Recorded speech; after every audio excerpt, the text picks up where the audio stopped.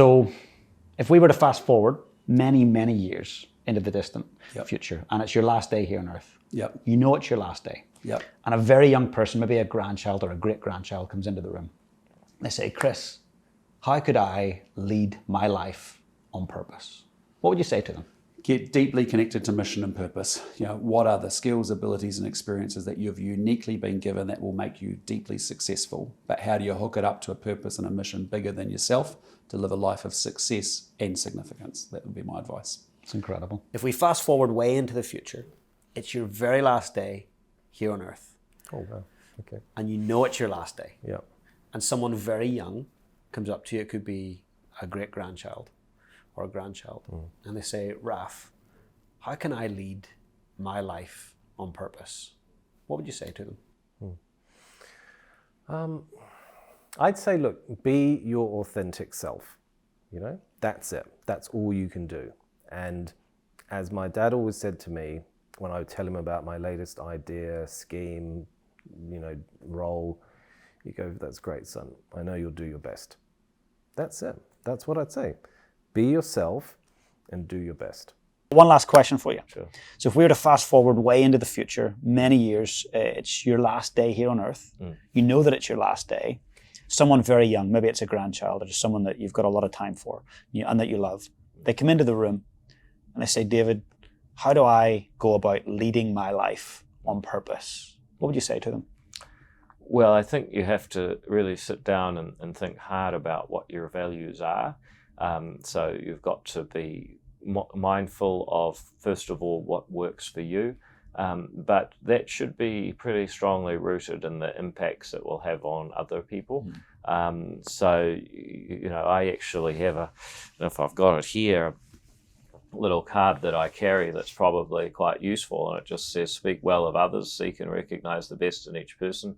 Use my time on Earth to leave the planet and people better than I found it. Be self-aware and take responsibility for my actions. Be kind to myself today and make decisions that are kind to my future. So that's what I carry. And I don't claim, just for anyone who's wondering, to be perfect at this. In fact, the reason that you have goals like that is that you often don't achieve them. But that's the whole point. You're supposed to stretch. Last question. If we fast forward many, many years into the future, and you know that it's your last day here on Earth, and a very young person, maybe 10, 11 years old, comes into the room and says, James, how can I go about leading my life on purpose? What advice would you have for them?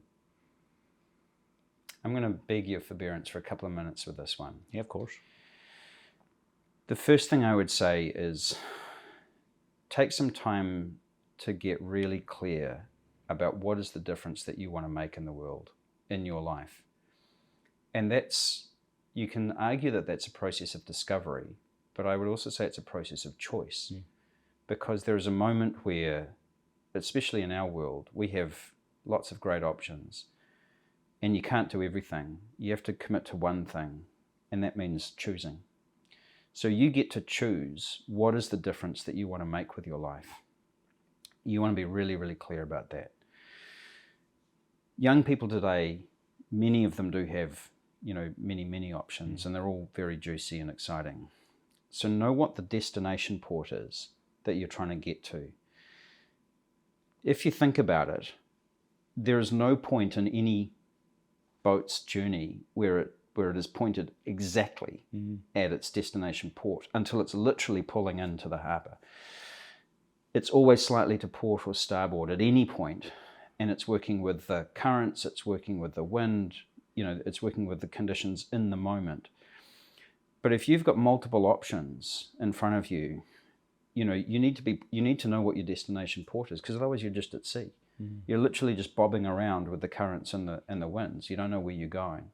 So the single most important thing in life, I would say, is know what that is. And then in any given moment, it becomes so much easier to make choices about what to do with your life. Because although all of these options might be exciting and interesting and pay well and take you off to, exotic locations or whatever, there will only be a few of those that are even broadly pointed in the direction of your destination. And so you can just say thank you to all of those others. they look great, but they're not going to get you any closer to that. And then you can just keep making your choices in life that way. Life actually becomes quite easy then, you know, because then you're not kind of stuck in this option paralysis that so many of us are stuck in. So that would be the one piece of advice that I would impart.